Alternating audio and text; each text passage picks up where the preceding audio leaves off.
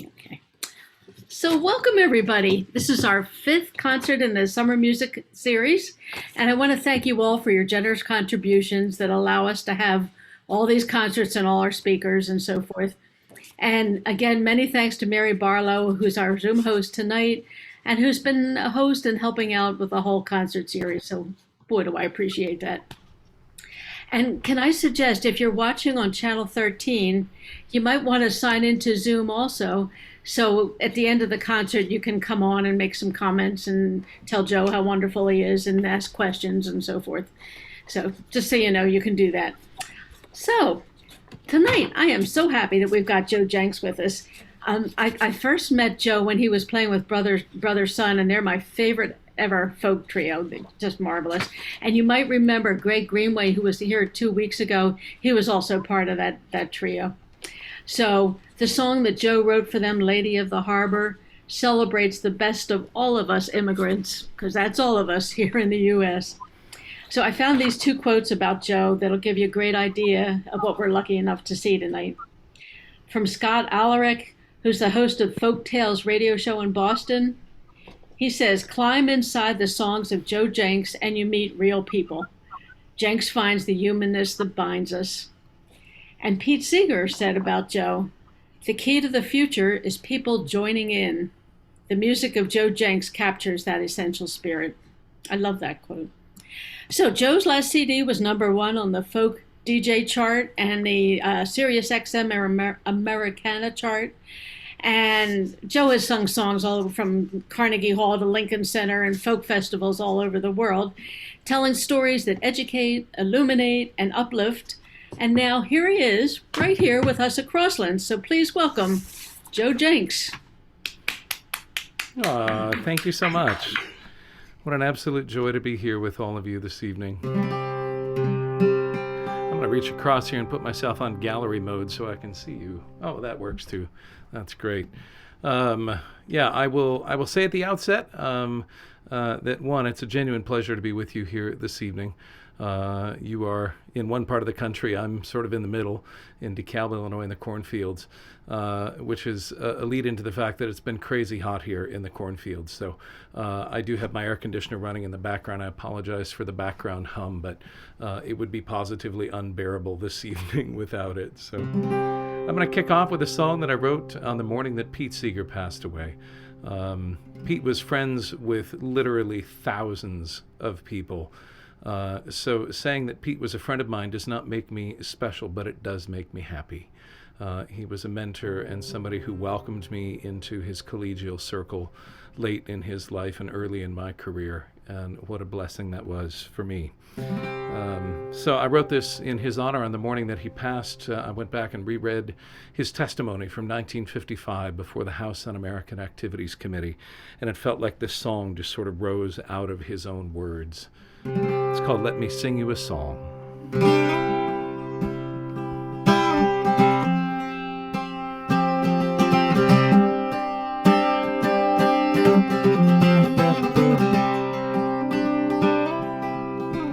You've asked me here to tell you about my neighbors and my friends, to talk about the who and what, the where and how and when. But I won't give you anything you don't already know.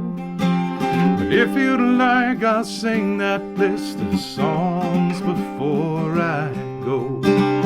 Let me sing you a song about the people that I love, the poets and philosophers, the workers and the wanderers, the ones who walk the picket lines, who dare to stand and fight, and the ones who hold their babies close and rock them through the night.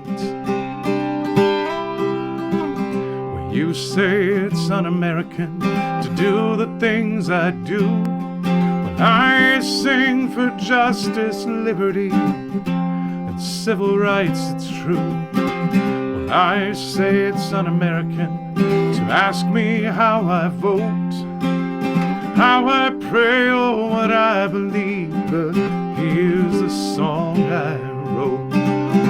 Let me sing you a song about the people that I love, the poets and philosophers, the workers and the wanderers, the ones who walk the picket lines, who dare to stand and fight, and the ones who hold their babies close and rock them through the night. If I had a hammer, I'd hammer in the morning, I'd hammer in the evening, all over this land. I'd hammer out danger, I'd hammer out warning, I'd hammer out love between my brothers and my sisters all over this land.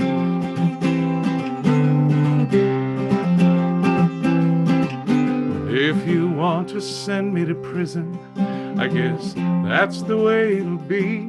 'Cause I won't give you fodder for your paranoid machine.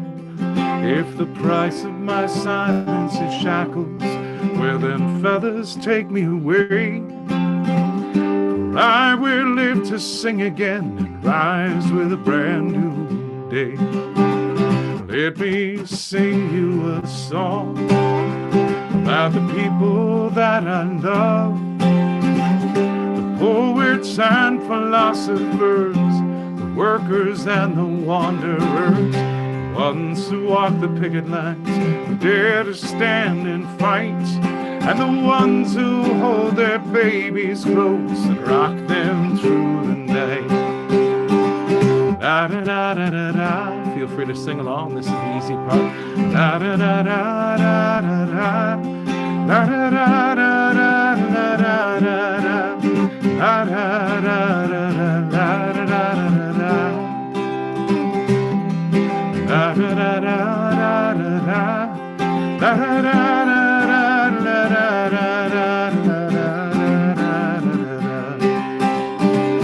Let me sing you a song about the people that I love, the poets and philosophers, the workers and the wanderers, the ones who walk the picket lines, dare to stand and fight, and the ones who hold their babies close and rock them through the night.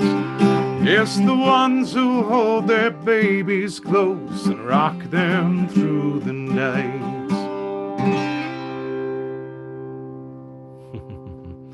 Thank you. In that spirit, in the spirit of Pete Seeger and the things that he wrote about, I have been educated throughout my life through music. Music taught me about the history of the labor movement and the history of the civil rights movement and the history of the women's rights movement. These were all singing movements, and their songs left a trail of breadcrumbs that a curious young person could follow backward in time. And that journey continues for me, even in my late 40s. I find I'm always looking under the rock of another artist's work to figure out where a particular song came from or what the context was or why it existed. And that has led to some very interesting compositions from me as a result of, figuring out where the source is for certain ideas or certain concepts that we sometimes, from one generation to another, begin to take for granted, and we forget that people literally put their lives on the line to hand to us a legacy of civil rights and human rights and workers' rights and women's rights. And it is imperfect, and it's important to note that on this week of the 4th of July. It's important to note that the work is not yet finished. It remains up to each of us to continue that work. But for me, part of that work is present time, and part of that work is continuing to sift through history to carry those lessons forward so that we're not constantly reinventing the wheel. And this song was written in that spirit. I was invited up to Winnipeg in 2019 for a festival that was commemorating the 1919 general strike in Winnipeg, Manitoba, the most perhaps consequential labor action in the history of North America. It spun off general strikes in cities across North America and also across the ocean in Europe. tactics that were used organizing the Winnipeg General Strike were used in the War of Independence in Ireland that finally delivered a true constitution and genuine independence to the Irish people. And yeah, it's fascinating. It's like one of the great events of history that nobody knows about. And I wanted to write about that for the festival that I was going to be playing at. But rather than place myself as a narrator looking back and giving some linear history of the event, I imagine myself as one of the strikers in 1919, a part of a movement that held the city for over 7 weeks, negotiating against child labor, for public education, for equal pay, for workers' rights. And I would have had in my pocket a book here. This book was published by the Industrial Workers of the World in Chicago, one of the most radical labor unions in history. And the title of that book is Songs to Fan the Flames of Discontent. They were very clear about their purpose. And so I wrote a song in the spirit of those songs that sort of gave a little window into the Winnipeg General Strike. It's just called Winnipeg 1919.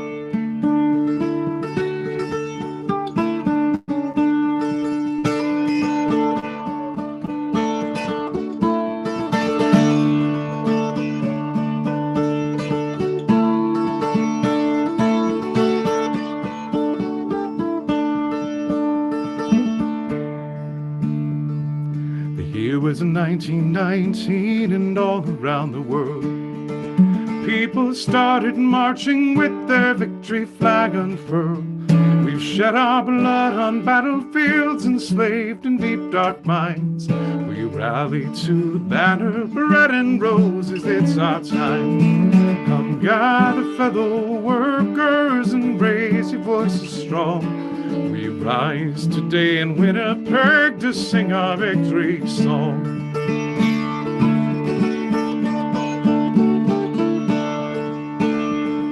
From Europe and to Canada, across the USA, we cry out for justice and for fair and equal pay. All sisters and brothers and all workers here unite. We strive for one big union and defend our common rights. Come gather fellow workers and raise your voices strong. We rise today in Winnipeg to sing our victory song.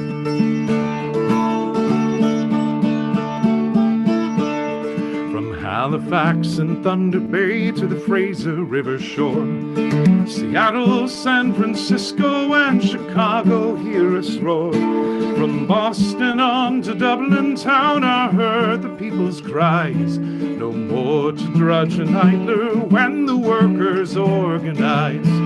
Come gather fellow workers and raise your voices strong. We rise today in Winnipeg to sing our victory song.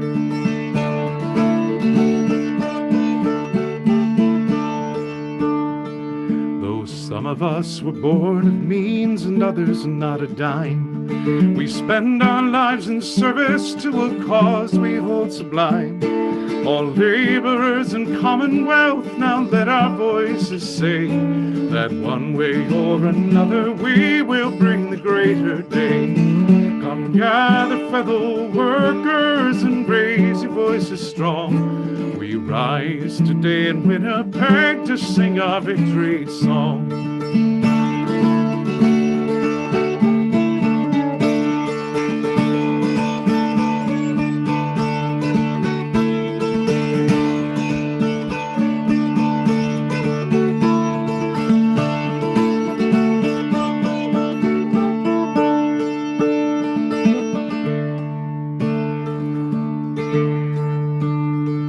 So here's to Big Bill Haywood, Mother Jones, and Eugene Debs, along with Emma Goldman and Joe Hill and all the Reds, and all those fellow travelers who beckon to the call. An injury to one of us is an injury to all. Come gather fellow workers and raise your voices strong. We rise today in Winnipeg to sing our victory song.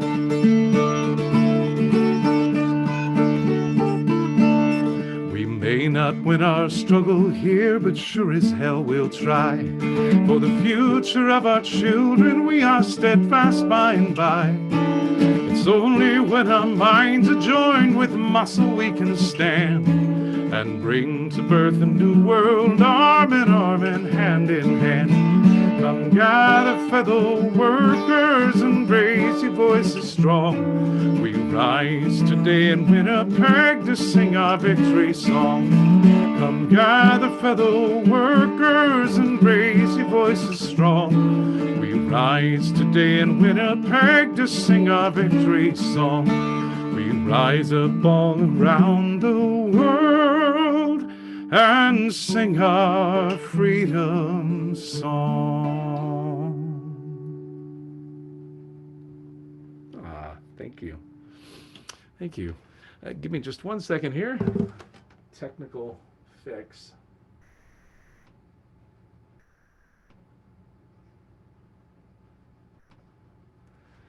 Thank you. I had something popping up on the back of my computer screen that was just distracting me. I'm like ADD boy tonight. There was this little light that kept popping up behind the screen. And I was like, what? Everything's fine. This is such a strange era. Like, this is such a strange time for us to be, I'm here, you're there, we're together, and yet we're not. So anyways, I'm really honored to be here this evening, and I'm going to switch instruments. This is a bouzouki, by the way. I don't know who has control of the Zoom thing. I'm seeing Debbie again. If I could see myself again, that would be great. It's helpful for me, actually, to center myself. And please take that in whatever way you wish when I use the word center myself. That's pretty funny. But I was, that's a bouzouki, by the way. It doesn't look like a bouzouki, but it is. It's a giant mandolin, for those of you that are not familiar with a bouzouki. And I'm switching to my guitar now to play a song for you that I wrote while on tour up in Maine a few years back. It's called Let It Rain.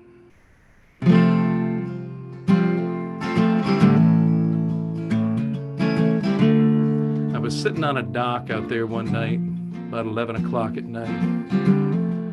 The bay that I was sitting on coastal Maine, there were no street lights of any kind.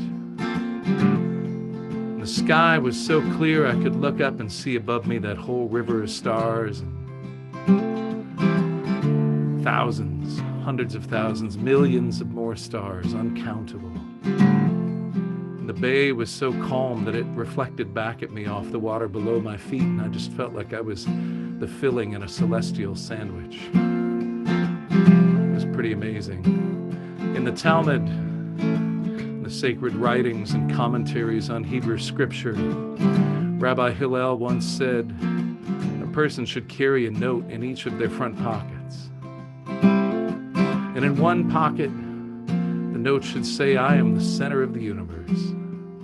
And in the other pocket, it should say, I am a speck of dust, for both are equally true. And sitting on that dock that night, I was never more clear of the meaning of Hillel's words 2,000 years earlier about being at the middle of everything and nothing all at once. One moment of mercy was all that it took to drive me clean out of my head. A piece of my heart had been sleeping so long that I had given it for dead. Better than I traveled this journey, and none had returned here unchanged. With lilacs in bloom and the thunder had loomed, my lonely heart prays for the rain. Let it rain, oh let it rain. Let the waters of love wash away all the pain. Let the hope of redemption be all that remains. Let it rain, let it rain, let it rain.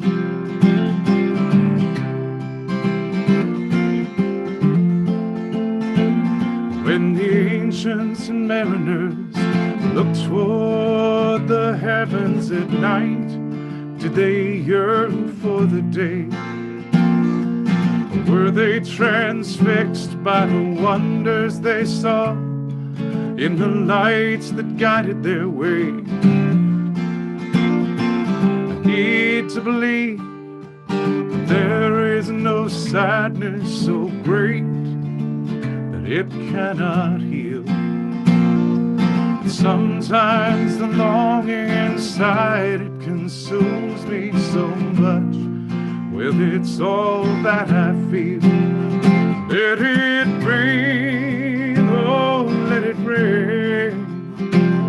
Let the waters of love wash away all the pain.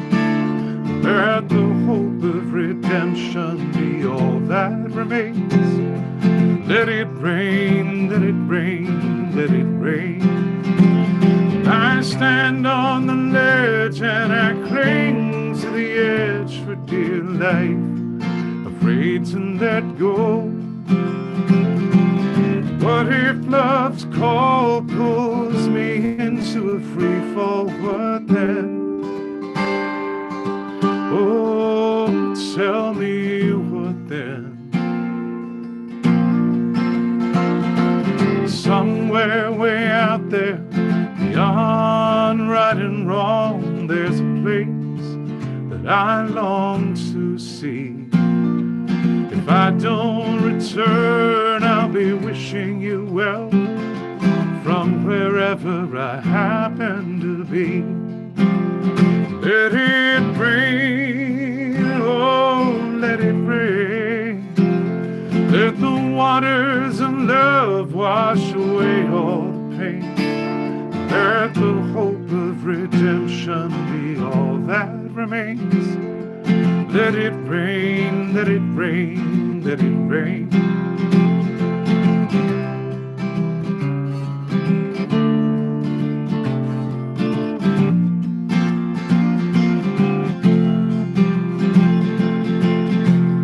I stand on the ledge and I cling to the edge for dear life, afraid to let go. What if love's call pulls me into a free fall? What then? Oh, tell me what then? Somewhere way out there, beyond right and wrong, there's a place that I long to see.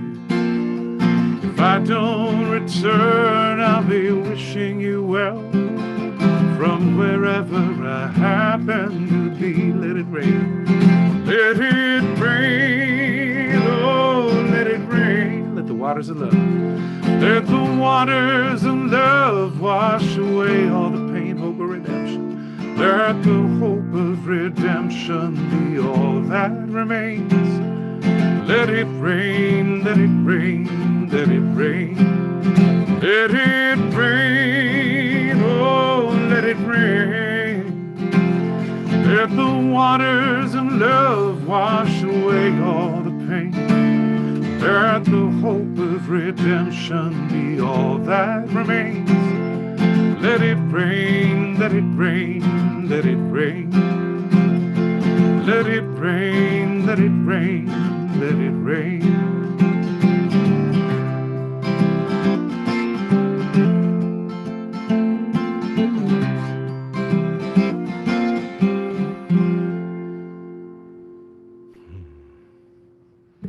Thank you so much.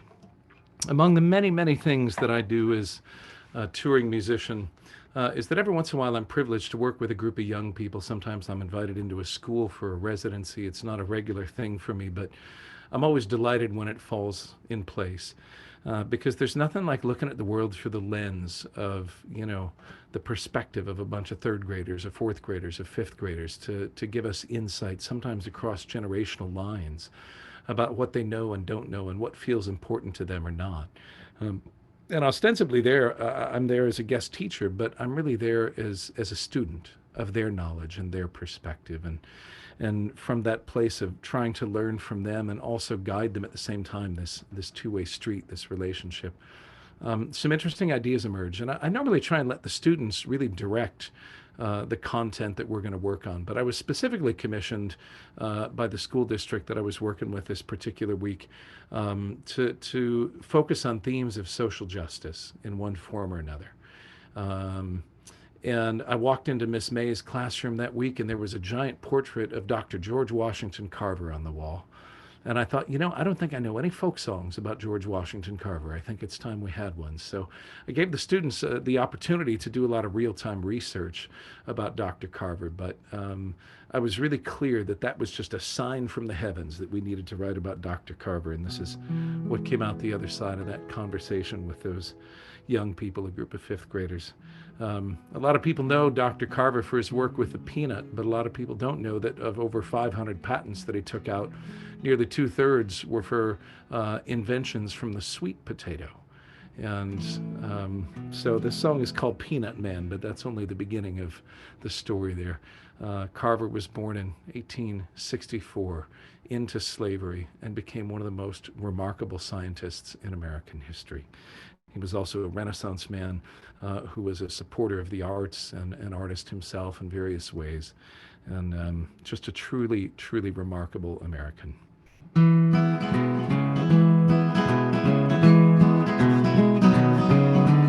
Back in 1864, Diamond Grove, Missouri, a boy was born in slavery. He would change the world.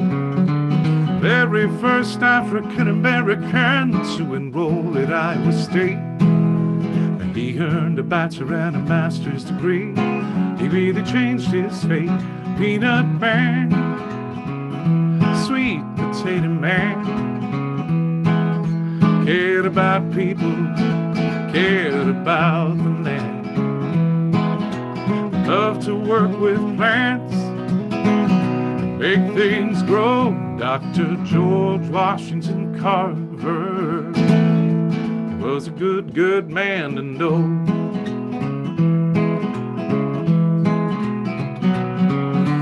He became a scientist, a botanist profound. He loved to solve big mysteries of what grew in the ground. Sweet potato rubber, candy, soap, and glue. A professor at Tuskegee, a man whose heart was true. Peanut Man, sweet potato man, cared about people, cared about the land.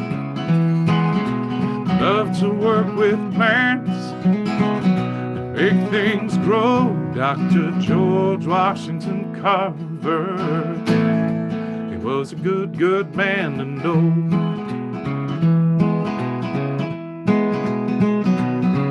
Where the farmers grew all cotton, nearly killed the soil flat. He told them to grow peanuts to put the nitrogen back. Education is the key to unlock the golden door of freedom. Pay attention to the things you learn. Someday you're gonna need them. Peanut Man, sweet potato man, cared about people, cared about the land. Loved to work with plants and make things grow. Dr. George Washington Carver was a good, good man to know. Peanut Man, sweet potato man, cared about people, cared about the land. Loved to work with plants and make things grow. Dr. George Washington Carver, he was a good, good man to know.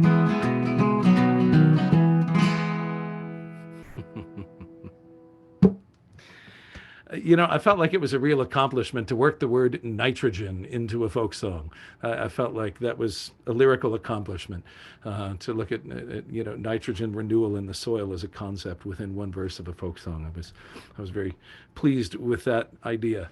And just one of the many, many things that Dr. Carver contributed to our culture and society. What a stunning human being. Go to Wikipedia if you want to know more. There's plenty out there.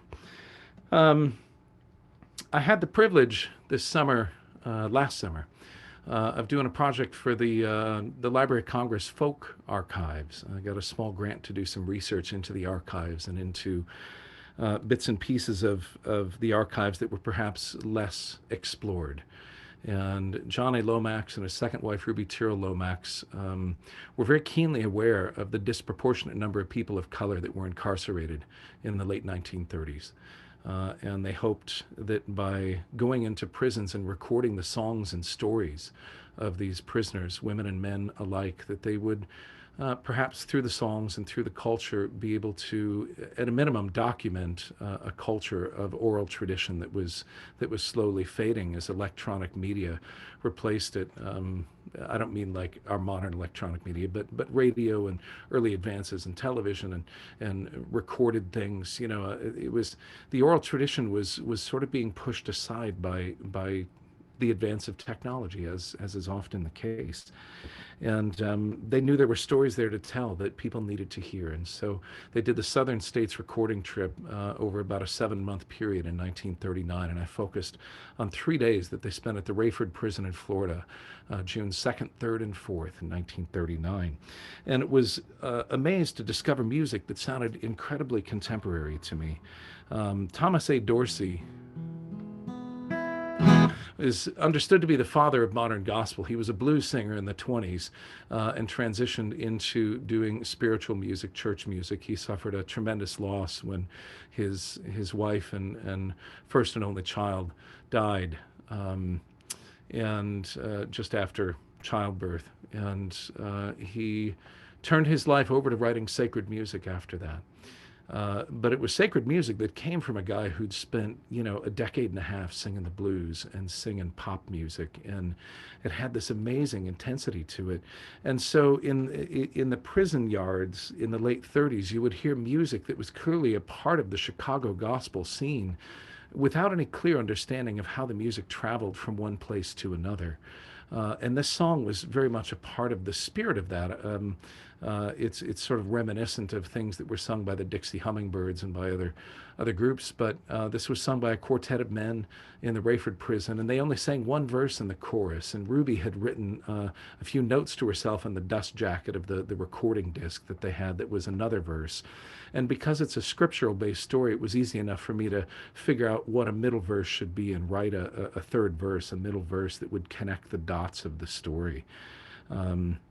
But what's amazing to me about this song most of all is that it captures the spirit musically of Motown, a style of music that wasn't going to come into existence for another quarter of a century. And yet there it was, with 4 men singing this in a prison yard in the spring of 1939. And I just found that absolutely remarkable. And so this was one of the songs that I included in my program last summer for the Library of Congress. It's called "O Ye Prodigal Son," and you have to imagine all the harmonies going on around me and feel the power, the motion in it. And O ye prodigal son,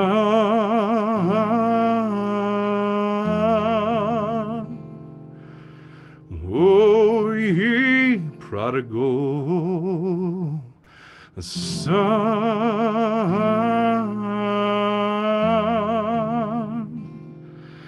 O ye prodigal son, go and be a servant of the Lord. I believe it, I believe it, I will go back home. I believe it, I believe it, I will go back home. I believe it, I believe it, I will go back home and be a servant of the Lord. I believe it, I believe it, I will go back home. I believe it, I believe it, I will go back home. I believe it, I believe it, I will go back home. home and be a servant of the Lord. Was a prodigal son, it was a fall-away child. The father, he wouldn't obey. So he left his father's house. He thought he wasn't going astray. Oh, I believe it, I believe it, I will go back home. I believe it, I believe it, I will go back home. I believe it, I believe it, I will go back home and be a servant of the Lord. He was sleeping at night in a stable there, begging by the side of the road, wishing only to be in his father's house, oh, just to carry his servant's load. Oh, I believe it, I believe it, I will go back home. I believe it, I believe it, I will go back home. I believe it, I believe it, I will go back home and be a servant of the Lord. Father saw him coming, met him with a smile, threw his loving arms around him, crying, "This is my darling child." Oh, I believe it, I believe it, I will go back home. I believe it, I believe it, I will go back home. I believe it, I believe it, I will go back home and be a servant of the Lord. I believe it, I believe it, I will go back home. I believe it, I believe it, I will go back home. I believe it, I believe it, I will go back home and be a servant of the Lord. Be a servant of the Lord. I'm gonna be a servant of the Lord.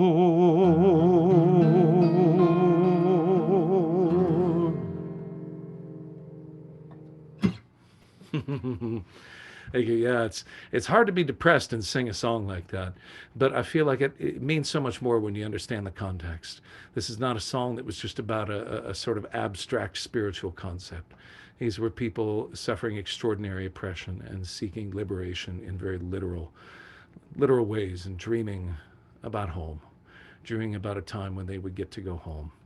And somebody asked me recently in an interview, if you could go back in time and sing with any performer, past or present, who would it be? And I thought for just the briefest of moment, and I looked up and I said, Mahalia Jackson. I would love to have had the opportunity to sing with Mahalia Jackson. And Mahalia got her start in earnest when she moved to Chicago and met Thomas A. Dorsey, the fellow I was just talking about, the father of modern gospel. And he knew that he was a great composer, but he didn't have the right voice for a lot of this music. And he convinced Mahalia to work with him. And they, between them, created the Association of Gospel Choirs, which spread across the world and was a vehicle for sharing this music. And yeah, I thought what an amazing thing it would be to go back and sing anywhere with Mahalia, but maybe, on the Mall in Washington, to have had the opportunity to make music with somebody like that would have been amazing. I found out only recently that she died 5 days before my birthday. She died on the 27th of January in 1972, and I was born on the 1st of February, 1972. And I'd like to think that maybe we gave each other a high five on the way by. Maybe she handed me one of her batons and said, "Keep it going, brother, keep it going." And that thought makes me happy, brings me a little joy to think of that idea. But that music has inspired a lot of things for me, including this next song, which is a little more whimsical, but you'll hear the musical connection between them. I was driving from Albany to Chicago one day, and I started out about Syracuse with the idea, what would happen if Ray Charles and Dr. Seuss had gotten together for a co-writing session? What would be the sort of creative love child of these two brilliant but very different creative minds? And I thought about that even further, and I realized that they would meet somewhere in the realm of the blues and also of questions of the very nature of our existence. And they would be asking some big questions and finding a way to answer them in poetry and song. And that led me to this, is my imaginary co-write between those two people. It's called Everybody Sings the Blues. Well, I may not be the smartest man that ever walked on earth, and some of what's gone well for me might be an accident to birth. Oh, but deep inside, the mystery surrounding me and you is something I have come to know and hold is deeply true. Well, you may be a woman from the right side of town, going out evenings in the finest of gowns. Ah, but one thing's for certain, no matter the shoes, sooner or later everybody sings the blues.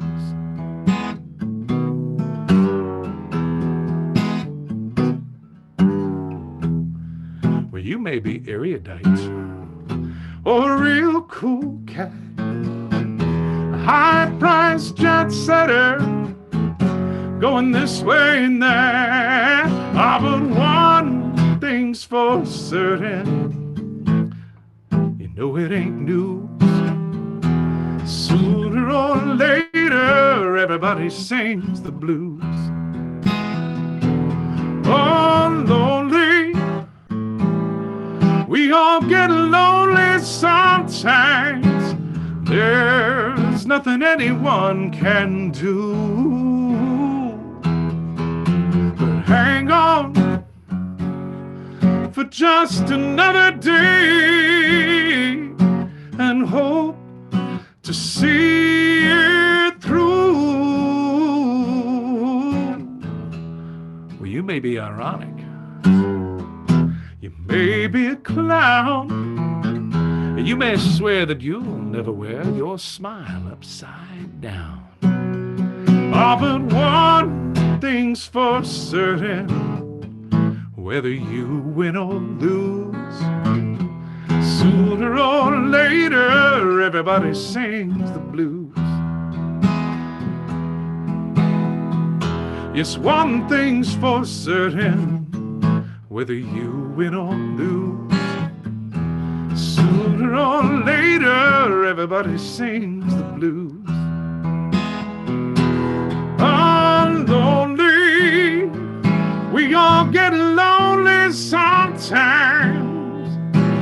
There's nothing anyone can do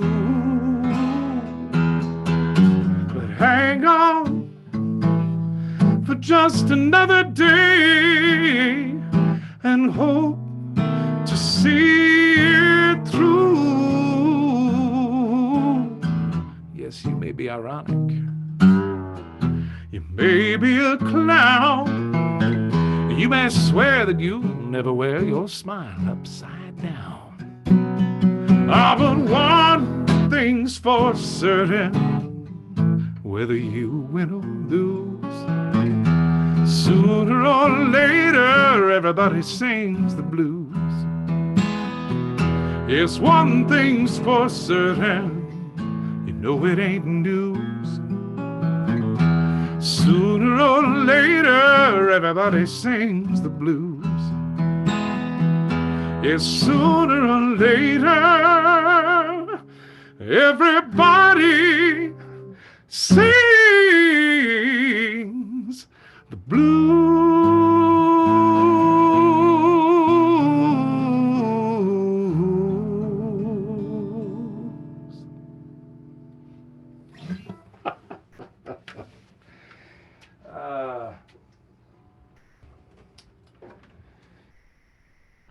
Well, what is not known to everybody, but to some, is that I'm a dual U.S. Irish citizen. And as a young person, I really identified a lot with being Irish, American Irish, American of Irish descent, lots of different ways to say it.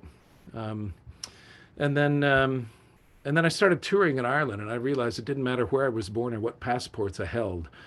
I was definitely an American. The Ireland that I knew was the Ireland that my granddad left in 1914. And by the time I got there for the first time in 2007, it had changed quite a bit. And I had to relearn all over again what it meant to be Irish, not American Irish, but Irish. And I'm still on that process. But every time I go to Ireland, I write songs. And this is one that I wrote there a few years ago. It's called The Coming of the Years. And it talks of a time when we will all be together again. And this song has come to mean a great deal more to me during the pandemic than it did before. And so I was privileged last summer to play virtually for one of the Kendall communities. I am pleased this evening to play for you, but I am fingers crossed that next summer I get to see all of you in person. That would be such a joy for me. And in that spirit, The Coming of the Years.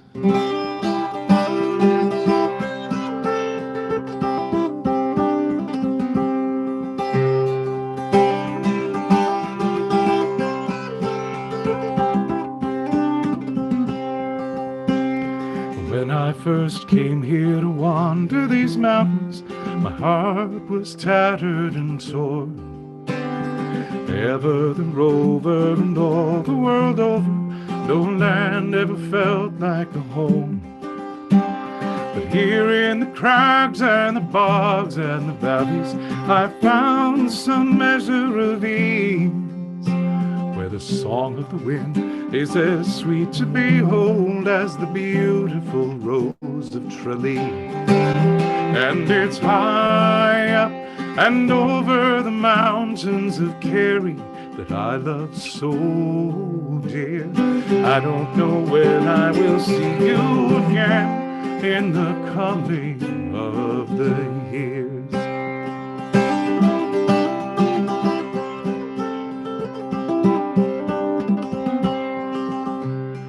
I have been blessed to live a good life. I can count my friends by the score. And I have shared meals and moments of kindness. God willing, I'll know many more. But when the burden I've chosen to shoulder is more than I can stand, I find that my thoughts wander back up to Kerry, that rugged and beautiful land. And it's high up and over the mountains of Kerry that I love so dear. I don't know when I will see you again in the coming of the years.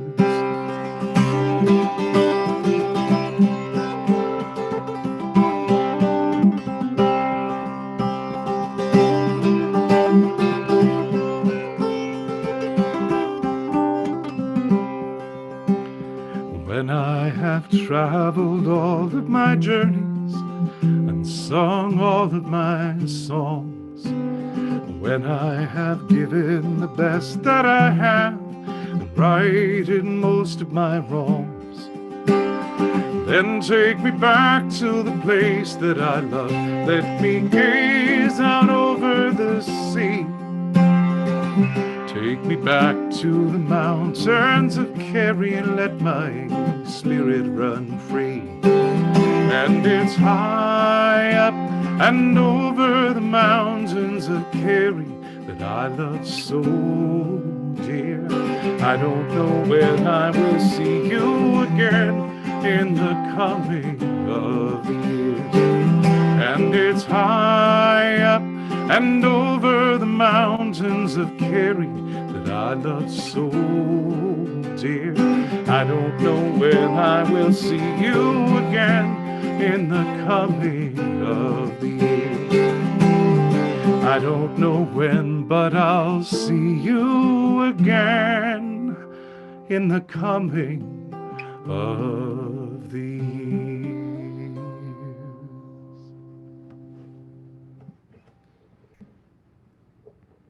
My granddad immigrated in 1914, and I think about that a lot. That was on my mom's side. Her father, on my dad's side, his mother's family came just right at the turn of the century from Quebec, and they walked with horse carts and ox carts all the way across the north side of the Great Lakes and down into northern Minnesota. And, I think about these two families and their immigration experiences that were so different. About 45 or 50 of my grandma's people came in a caravan. They left Quebec en masse and came to find a place where they would not be a persecuted group of people for being francophone, for speaking French. And I think at the time the prevailing attitude was that if you were crazy enough to settle in central Minnesota, you were welcome to it. But my granddad came solo on a ship from Ireland with a suitcase carrying everything he owned in it at 18 years old. At 18 years old, I went off to college, and it took me in a car of stuff and my parents in a car of stuff. It took three of us in two vehicles to move me into a college dorm room. And I was scared, and there were people there to meet me. And my granddad hopped on a ship with nothing but himself and a suitcase to come here and find his way. And I think about that. There are plenty of people who came here against their will as enslaved Africans. They talk about the ones who came with no luggage. And there were people here first, and they have their own opinions about all of this. But the vast majority of us are descended from immigrants. And I keep singing this song because I keep hoping that we will begin to have a more honest dialogue about the nature of that history. One that is maybe not about blame, but just about honesty. And so I sing this song in honor of my ancestors and perhaps in honor of yours and in the future we want to build. It's called Lady of the Harbor.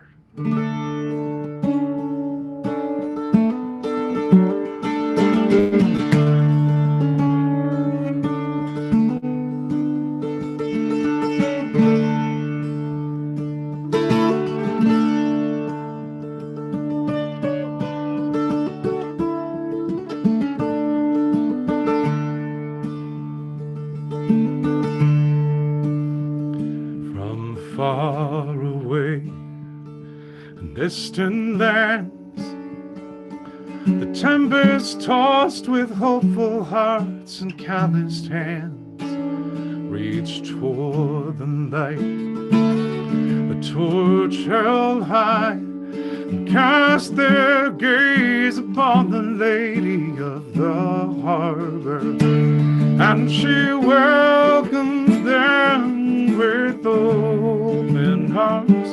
She says, let my children in. Shine on, shine on, oh you lady of the harbor.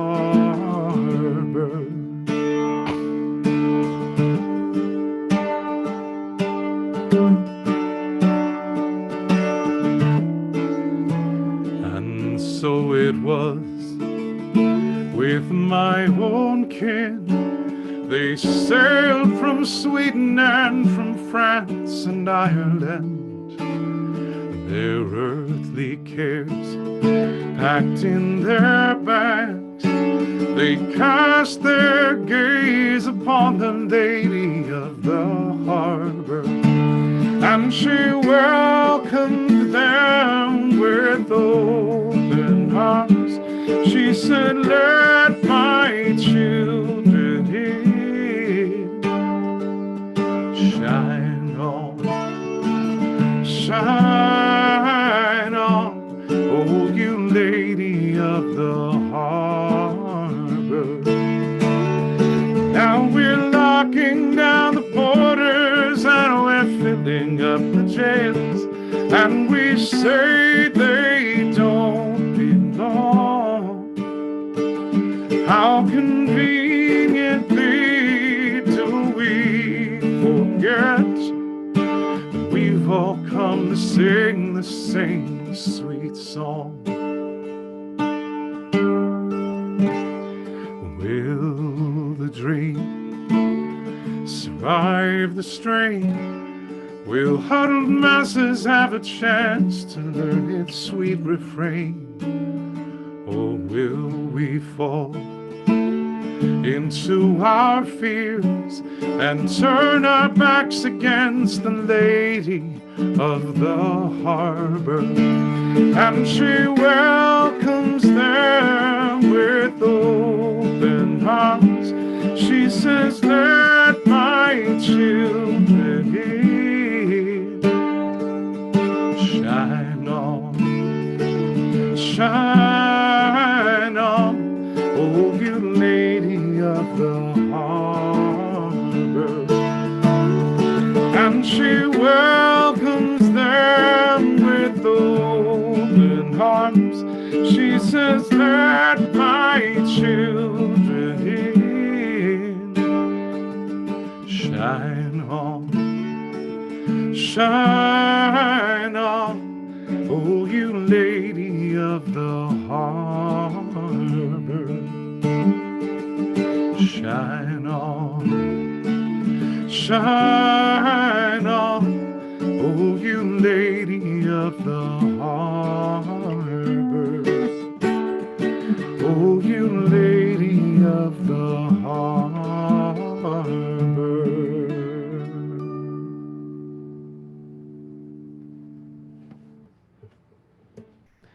Thank you so much. Thank you. This one is by request. I've got two more songs for you. For those of you wondering about how long the program's going to go, we're going to go for about another 10 minutes, and maybe not even quite that long. But this one was specifically by request. Debbie asked me if I would sing this tonight, and it's absolutely my pleasure to do so.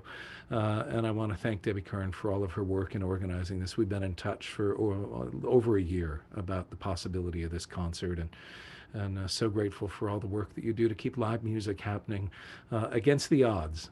Really appreciate that. It's been a journey for all of us, but this is called All I Want Is a Garden. It's a song that I wrote about a lot of things, and I won't overinterpret it for you. You will find your own meaning in it, but it's very special to me, and I was so glad that Debbie asked about it.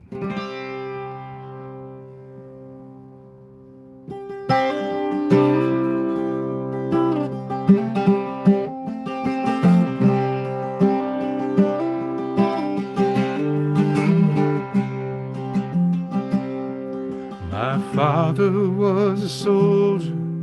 He went off to the war. Whatever childhood dreams he had, they were gone forevermore. The solace and the comfort that he found within his life were his faith, his home, his family, and his one true love and wife. All I want is a garden to make the flowers grow. All I want is you beside me in the gentle evening glow. All I want is a peaceful place where I can take my rest, and when the evening night embraces, to lay beside you in our bed.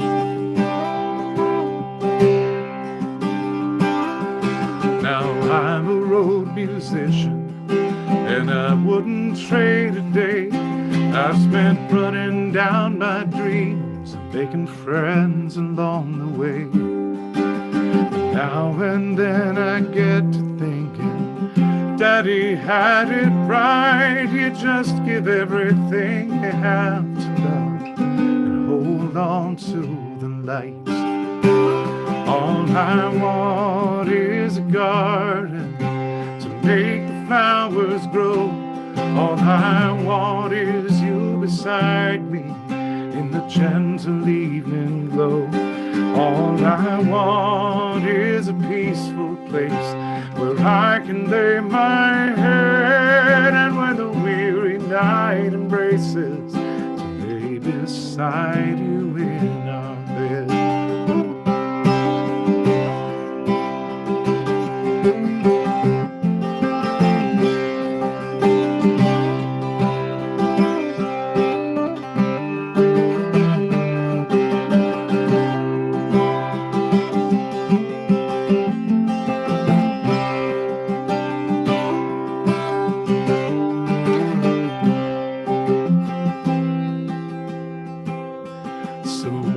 My life is over, don't carry me away, for For I've spent my whole life traveling, and it's here I want to stay. Open up the earth and lay my body down below and sing a song of heaven, a song to send me home. All I want is a garden to make the flowers grow. All I want is you beside me in the gentle evening glow. All I want is a peaceful place where I can lay my head, and when the weary night embraces, to lay beside you in our bed. All I want is a garden.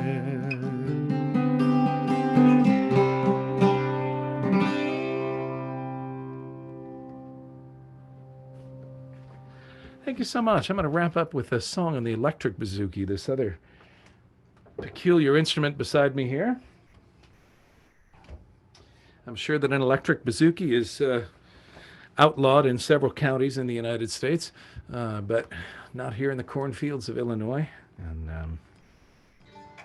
I was a diehard acoustic musician my whole life. Never wanted to play anything electric. And then the guy that made this acoustic bouzouki for me made this one for me. And I fell in love with it. And I realized that, I was basing my orthodoxy on acoustic music on something that was really sort of a fallacy. I was basing it on the idea that all of my heroes had all been acoustic musicians. And it just wasn't true. So many of the musicians I knew growing up, or whose music I loved, played the organ. And back in the day, before electricity, the pipe organ was the single most complex mechanical instrument ever created. It was the most technologically advanced instrument the world had ever seen. And it kept advancing even into the era of electricity. And I realized that for me, this was like the pipe organ. This was just something that I could get different tones and colors and pull the stops and push the pedals and get all these different sounds out of, but they just became compositional tools. But I'm closing with a song here that's not one of my own. This was written by my dear and departed friend, John Fromer, who was a songwriter based in the San Francisco Bay Area. And he died, sadly, just almost a decade ago, but he was a dear, dear friend. And the sentiment of this song still holds. It's good. The name of the song is Gonna Take Us All.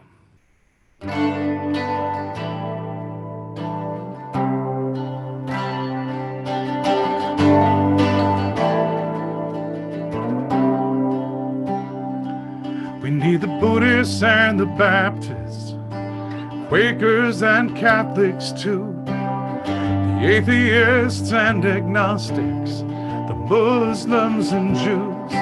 We need people of all nations, all colors and all creeds, to put an end to war now, to put an end to greed.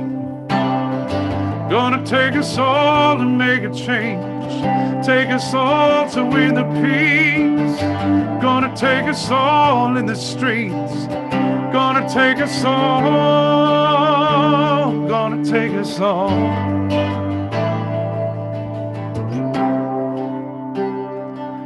We need the immigrants and the unions, the Greens and the gays, the hip-hoppers and the beboppers and the women for equal pay, the farm workers out in the sun, homeless out in the rain, the seniors and the soccer moms to build a world that is humane. Gonna take us all to make a change, take us all to win the peace. Gonna take us all in the streets, gonna take us all, gonna take us all. Gonna take us all.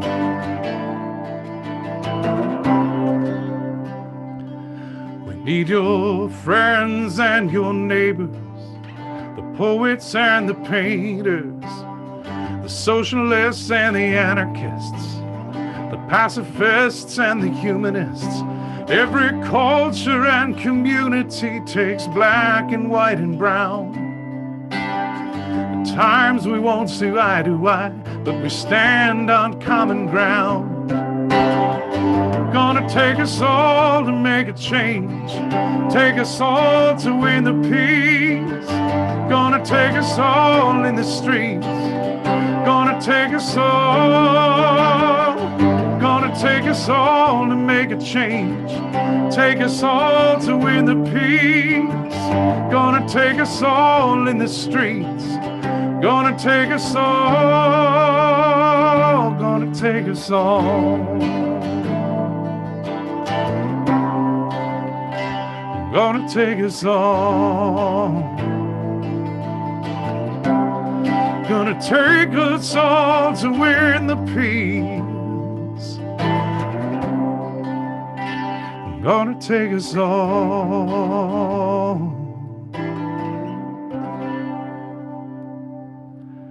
Thanks so much, everybody. What a pleasure to join you here this evening. And those of you joining us on Channel 13, those of you with us here in the Zoom room, so great to see you, and hopefully in person next year. That'll be great. Thank you, Joe. That was so beautiful. I'm feeling very lucky that we had you here tonight. Oh, thank you. It was so beautiful. The stories and the songs, and your playing is so beautiful. The instrument, it was a wonderful night. So, does anybody have any comments you'd like to make? Just go ahead and raise your hand, and we'll call on you, and you can say or ask anything you like. You know, I'm going to ask something while we're waiting. So the bouzouki that you're playing was 4 strings or 8 strings? It's 8 strings. Yeah, it's 2 choruses. This one is unison. But the electric is in octaves. Oh. Except for the top 2, because they're already too thin. If you tried to go an octave higher than that, every time you touched it, it would break. So. Yeah. Is it tuned like a ukulele? No, it is not. It's actually in a tuning that's closest to a mountain dulcimer. Oh. It's often tuned just like a mandolin, but then there are open tunings. There's something called cross fiddle or Appalachian cross tuning that a lot of fiddle players in Appalachia use because it puts the fiddle in the same tonality as the mountain dulcimer, and it makes it easier to play tunes and sessions together with mountain dulcimer players, and requires a little less skill to play on. And it's more versatile, but also it also allows me to very easily do blues scales. And so some of the blues and gospel stuff that I do works better in this tuning.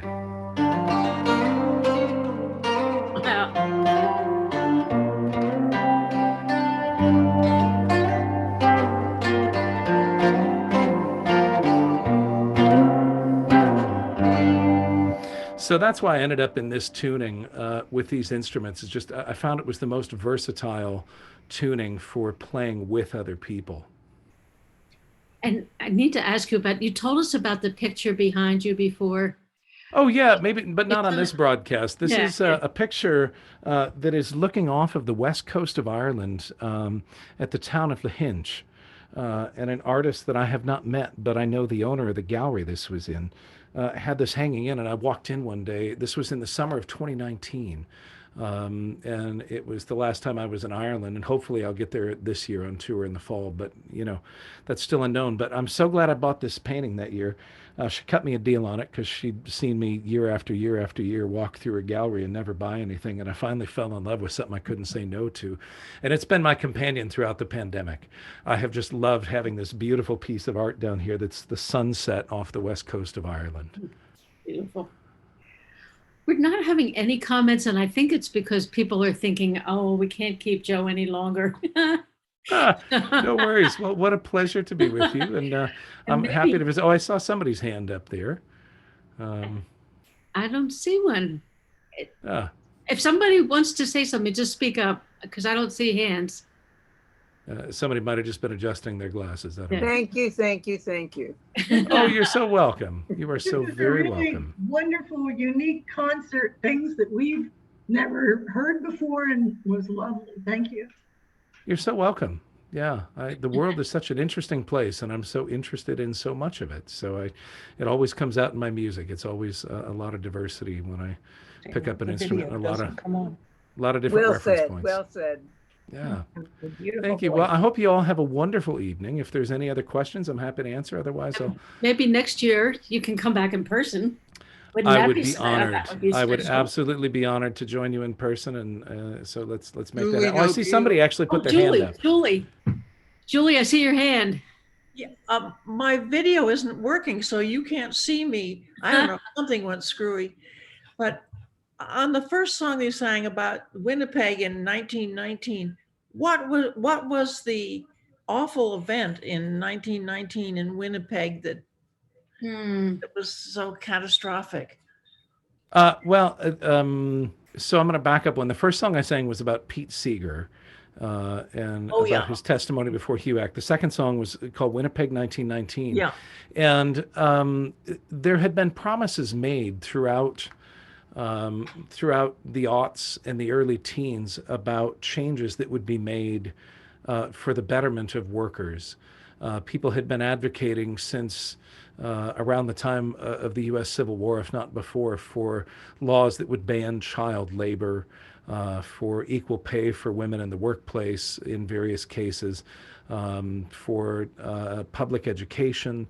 And these were always put off for one reason or another. And then World War I happened, and governments around the world told people, well, we can't address these concerns now. We've got a war to win. And a year after the war was won, workers around the world said no. It was the same thing with Ireland. They had been seeking independence for a long time and told, well, we can't do it now. It's not politically tenable. It's not economically viable. And then when World War I was over, there was sort of a truce called for a year for people to collect themselves.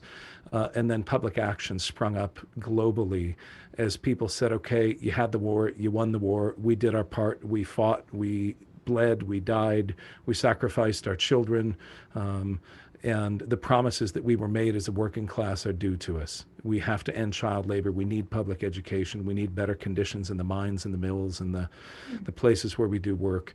And that was a fairly universal sentiment. So a general strike in Winnipeg that lasted for 7 weeks spread all across North America and back to parts of Europe as people said, yeah, it's time for change. Gosh, I really appreciate not only the music and the lyrics, but the history. It just is wonderful. Thank you ever so much. You're very welcome. And it's also worth mentioning that this was in the wake of another global pandemic. Right. Oh, That's right. true. That's true. That people in said, 1919, hey, yes. we need change and we need it now. And it makes me wonder what's going to happen in the coming few years. Oh, dear Makes God. me wonder what kind of changes we have the ability to advocate for, because there is a collective will to see things differently as we move forward. And fingers crossed that that's the case, especially around racial and environmental justice. We have a lot of work to do. Right. Keep up the good work. Thank you ever so much. Thank you so much. And Debbie, thank you so much for having me. Oh, Thanks thank to you for all of you coming. for, Thank you, Joe. yeah. Yeah. Thanks. Everybody have a great night. We'll see you again soon. Okay. Good night. Thank you. It's wonderful. Thank you. Just wonderful. Thank you so much. Oh, you're very welcome. Absolutely my pleasure.